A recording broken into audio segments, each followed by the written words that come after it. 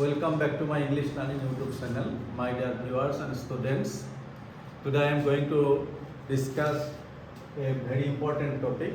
The name of the topic is do verb. That means I am going to discuss the uses of do verb. আপোনালোক জানে do verb বুলি কোৱাৰ লগে লগে ইংলিছত এটা বহুত গুৰুত্বপূৰ্ণ বিষয়। এই do verb বুলি কোৱাৰ লগে লগে there are different forms of do. অৰ্থাৎ do কেইবাটাও ফৰ্ম আছে।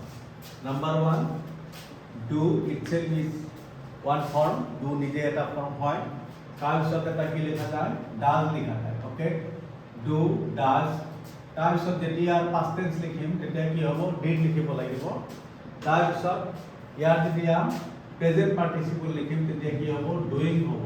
ওকে, আৰু যদি ইয়াৰ past participle লিখো তেতিয়া এটো কি হ'ব? done হ'ব। So in this way we get 5 forms of do. 1 2 3 4 5। Okay, আর এই গোটেইকেইটা ফর্মে বহুত ইম্পর্টেন্ট। ডু ভার্ব যেতিয়া আমি সেন্টেন্সত অকল হইয়াকে ইউজ কৰোঁ তেতিয়া it is always used as a main verb. গতিকে আমি যেতিয়া বিভাৰ্ব আলোচনা কৰিছিলোঁ, এই বিভাৰ্বত যেনেকৈ বিভাৰ্ববিলাক যেতিয়া ছিংগুলাৰ হিচাপে বা অকলশৰীয়াকৈ সেন্টেন্সত আলোচনা কৰা হৈছিলে তেতিয়া সেই বিভাৰ্ববিলাক মেইন ভাৰ্ব আছিলে। ওকে, বা প্ৰাইমাৰী ভাৰ্ব বুলি কোৱা হৈছিল। ঠিক তেনেকৈ এই ডু ডাজ ডিড ডুইং ডান এই ভাৰ্ববিলাক যেতিয়া অকলশৰীয়াকৈ এটা সেন্টেন্সত ইউজ কৰা হয় তেতিয়া ইহঁত মেইন ভাৰ্ব হিচাপে ইউজ হয়। আৰু এই মেইন ভাৰ্ব হিচাপে যেতিয়া ইউজ হয় তেতিয়া এই ডু ভাৰ্ব থকা সেন্টেন্সবিলাক সদায় এফাৰ্মেটিভ বা এছাৰ্টিভ হয়। আৰু ডু মানে জানে, ডু মানে কি? কৰা বা কৰে। ওকে, ডু মানে কৰা। যদি আমি সেকেন্ড পাৰ্সন কওঁ তেতিয়াহ'লে সেকেন্ড পাৰ্সনত ক'লে ইউ ডু, অৰ্থাৎ তুমি কৰা। আকৌ ইয়াত যদি আমি থাৰ্ড পাৰ্সনত কওঁ যে তেওঁ কৰে তেতিয়াহ'লে কি হ'ব? তেওঁ কৰে হ'ব। কৰে বুলি কোৱাৰ লগে লগে কি হ'ব? He does. ওকে, আকৌ যদি পাষ্ট টেন্সত কওঁ তেতিয়া যিকোনো সাবজেক্টৰ সৈতে আমি ডিড ইউজ কৰিম। অৰ্থাৎ মই কৰিছিলোঁ, আই ডিড। তেওঁ কৰিছিল, হি ডিড। হয়, ৰামে কৰিছিল, ৰাম ডিড। সিহঁতে কৰিছিল, দে ডিড। ইয়াত আৰু কোনো মানে পৰিৱৰ্তন নহয়। অৰ্থাৎ সাবজেক্ট যেই নহওক কিয় পাষ্ট টেন্সত একো পৰিৱৰ্তন নহয়। ডিড হিচাপে গোটেই সাবজেক্টৰ সৈতে ইউজ হ'ব। অৰ্থাৎ ই পাৰ্সন আৰু নাম্বাৰৰ কথা তেতিয়া ইয়াত এপ্লিকেবল নহয়। বাট আমি এই ডু আৰু ডাজৰ ক্ষেত্ৰত কিন্তু পাৰ্সন আৰু নাম্বাৰৰ কথা আমি চিন্তা কৰিব লাগিব। গতিকে ডিড মানে কি? কৰিছিল। ওকে, ডিড মানে কৰিছিল, কৰিছিলোঁ। ওকে, এনেকুৱা ধৰণৰ বা কৰিছিলে এনেকুৱা অৰ্থত ডিড ব্যৱহাৰ কৰা হয়। আকৌ doing it is the present participle form of do. অৰ্থাৎ ভাৰ্বৰ লগত যেতিয়া আমি আইএনজি দিওঁ তেতিয়া সেইটো প্ৰেজেন্ট পাৰ্টিচিপল হয়। চ' এইটো কি হ'ব? এইটো আগত আমি যেতিয়া বিভাগ ব্যৱহাৰ কৰিম তেতিয়া ইয়াৰ অৰ্থ কৰি আছে, কৰি আছো। ওকে, কৰি আছা এনেকুৱা হ'ব। আৰু ডানটো কি কৰা হয়? পাষ্ট পাৰ্টিচিপল ফৰ্মত ইউজ কৰা হয়। গতিকে এই আটাইবিলাক ভাৰ্বে আমি কি কৰোঁ? যেতিয়া সেন্টেন্সত অকলশৰীয়াকৈ ব্যৱহাৰ কৰোঁ তেতিয়া আটাইবিলাক ভাৰ্বেই প্ৰিন্সিপাল ভাৰ্ব বা মেইন ভাৰ্ব হিচাপে ব্যৱহাৰ হয়। যেনেকৈ মই কৰোঁ বুলি কোৱাৰ লগে লগে মই কৰোঁ। মোৰ মৰমৰ ছাত্ৰ ছাত্ৰীসকল, মই কৰোঁ বুলি কোৱাৰ লগে লগে লিখিব লাগিব আই ডু। ওকে, যদি এবাৰ কয় যে তেওঁ কৰে, তেওঁ কৰে বুলি কোৱাৰ লগে লগে কি লিখিব লাগিব? তেওঁ কৰে বুলি ক'লে হি ডু নহয়, হি কি হ'ব? He does. কাৰণ এইটো এটা কথা এনেকুৱা হ'ল যে যেতিয়া আমি কোনো এটা ভাৰ্বক প্ৰেজেন্ট টেন্সত ব্যৱহাৰ কৰোঁ আৰু তাৰ সাবজেক্টটো যদি কি হয়? থাৰ্ড পাৰ্সন সিঙ্গুলাৰ নাম্বাৰ হয়, অৰ্থাৎ হি সি ইট বা যিকোনো সিঙ্গুলাৰ সাবজেক্ট বা নাউন হয় তেতিয়া ভাৰ্বৰ লগত সদায় কি দিব লাগিব? এছ বা ইয়েছ দিব লাগিব। গতিকে ডুৰ লগত ডুৰ থাৰ্ড ফৰ্ম কি? অৰ্থাৎ ডুৰ লগত ডাজ অৰ্থাৎ ইয়েছ হয়। গতিকে মনত ৰাখিব লাগিব মই কৰোঁ, আই ডু হ'ব, তেওঁ কৰে, হি ডাজ। ওকে, ল'ৰাজনে তেওঁৰ কাম কৰে। কি হ'ব? ল'ৰাজনে তেওঁৰ কাম কৰে, ল'ৰাজনে তেওঁৰ কাম কৰে। ওকে, এই সেন্টেন্সটো যেতিয়া আপুনি ইংলিছত লিখিব খুজিব অৰ্থাৎ মোৰ ছাত্ৰ ছাত্ৰীসকলে লিখিব খুজিব তেতিয়া কি লিখিব লাগিব? ইয়াৰ ডেফিনেটলি সাবজেক্ট হ'ল ল'ৰাজনে। গতিকে ল'ৰাজনৰ হৈ আমি কি লিখিম? দ্য বয় লিখিম। তাৰপিছত ইংলিছৰ সেন্টেন্স লিখা মানে কি? সাবজেক্টটোৰ পিছত ভাৰ্ব লিখিব লাগিব। গতিকে আৰু অসমীয়াত সেই ভাৰ্বটো কি থাকে? লাষ্টৰ ফালে থাকে। চ' ইয়াতে কৰে কি? ভাৰ্ব। চ' কৰাৰ ইংলিছ কি? We have already known. কৰাৰ ইংলিছ ডু বুলি পালোঁ। গতিকে দ্য বয় ডু লিখিলোঁ, দ্য বয় ডু।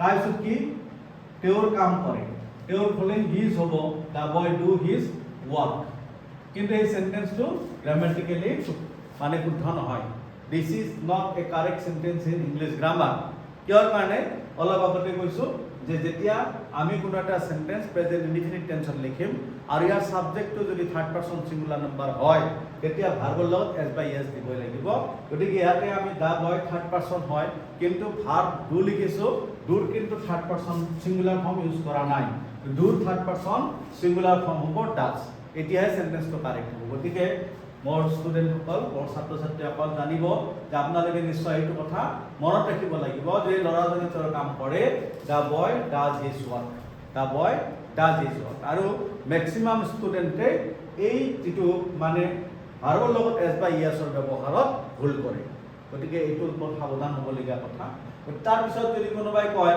যে মই কামটো কৰিছিলো এইটো ডিড হ'ব অৰ্থাৎ পাষ্ট টেন্স ডিড মানে কৰিছিল ইয়াতে কিন্তু কামটো যোনেই নকৰক অৰ্থাৎ সাবজেক্ট যিয়েই নহওক কিয় মই হ'ব পাৰে হি হ'ব পাৰে তেওঁ হ'ব পাৰে বা ৰাম হ'ব পাৰে যদু মধু হ'ব পাৰে ভাৰতৰ প্ৰাইম মিনিষ্টাৰ হ'ব পাৰে বা অসমৰ চিফ মিনিষ্টাৰ হ'ব পাৰে যিয়েই নহয় এক্স ৱাই জেড ইয়াতে কিন্তু ভাৰ্বৰ কোনো পৰিৱৰ্তন নহয় পাষ্ট টেন্সত এটাই ফৰ্ম হ'ব আৰু সেই ভাৰ্বটো সেই ফৰ্মটো কি ডিড মই কামটো কৰিছিলো ওকে খালি অসমত কিন্তু বদলি যাব যদি মই হলে বা আমি হলে কৰিছিলো হ'ব তেও বা তাই হলে কি কৰিছিলে হ'ব বা কৰিছিল হ'ব গতিকে ইছিলে এইবিলাক অসমত পৰিৱৰ্তন হয় কিন্তু ইংলিশত কিন্তু পাষ্ট টেন্সৰ দ্বাৰাই ডুৰ পাষ্ট টেন্স কি লিখো ডিড লিখো সো মই কামটো কৰিছিলো I did the work okay I did the work এবাৰ যদি ডুইং ব্যৱহাৰ আমি শিকিব খুজো তেতিয়ালে কিন্তু কন্টিনিউয়াস টেন্স আহিব লাগিব অৰ্থাৎ বিভাৰ্বত যেনেকৈ আমি শিকিছিলো যে be verb is always use to form a continuous tense অৰ্থাৎ প্ৰেজেন্ট কন্টিনিউয়াস টেন্স নাইবা পাষ্ট কন্টিনিউয়াস টেন্স গঠন কৰিবলৈ বিভাৰ্ব ব্যৱহাৰ কৰা হয় গতিকে ইয়াতে যদি আমি ডু আইএনজি ফৰ্ম ইউজ কৰো অৰ্থাৎ if we use the present participle of do that means doing then we have to write the sentence by using বিভাৰ্ব ব্যৱহাৰ কৰি সেন্টেন্সটো লিখিব লাগিব আৰু যদি কও যে বৰ্তমান কোনো কাম চলি আছে তেতিয়ালে বিভাৰ্ব কি আহিব am is are আৰু যদি কয় যে অতীতত আগত কোনো কাম চলি আছিল তেতিয়ালে was বা were ব্যৱহাৰ কৰিব লাগিব গতিকে মই দেখুৱাইছো এতিয়া যে সিহঁতে এতিয়া